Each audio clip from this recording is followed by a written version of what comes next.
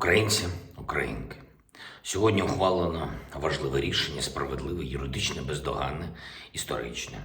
Україна підтвердила свою повагу до суверенітету, територіальної цілісності Японії, включно з її північними територіями, які поки що перебувають під російською окупацією. Сьогодні я підписав відповідний указ.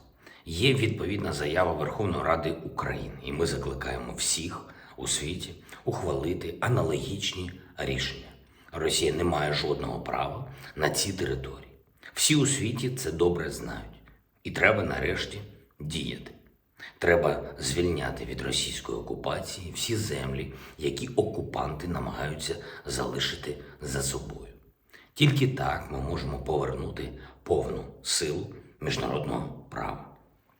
Статут ООН і увесь комплекс договорів і конвенцій, на яких базується міжнародний правопорядок, працюватимуть лише тоді, коли окупанти будуть програвати, а народи світу будуть захищені від будь-яких окупацій.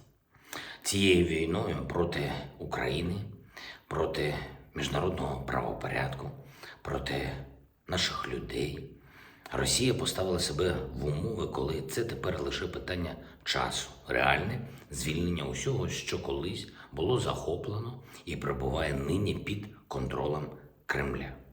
Росія на своєму прикладі покаже усім потенційним агресорам світу, що загарбницька терористична війна у наш час – це шлях до послаблення і неминучої руйнації того, хто починає таку війну. Агресор повинен програти. Так і буде, щоб такі війни більше не повторювалися і щоб мир був дійсно довгостроковим. Нічого не має залишитися загарбником. Вірю, і для наших партнерів справедливість буде відновлена.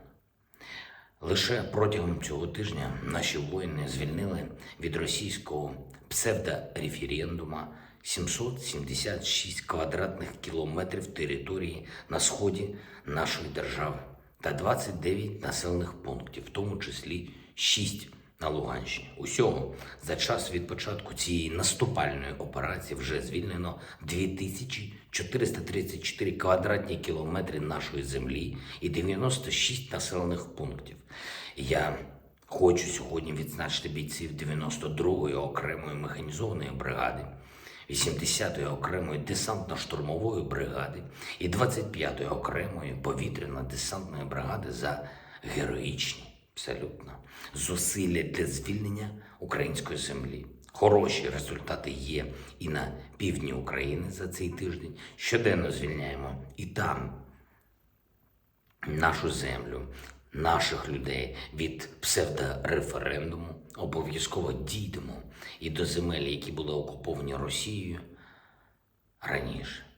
Дякую усім нашим захисникам, дякую усім нашим захисницям, які це забезпечують. За ці 225 днів вже 29 887 українських воїнів відзначено державними нагородами, 178 воїнів удостоєні звання Герой України.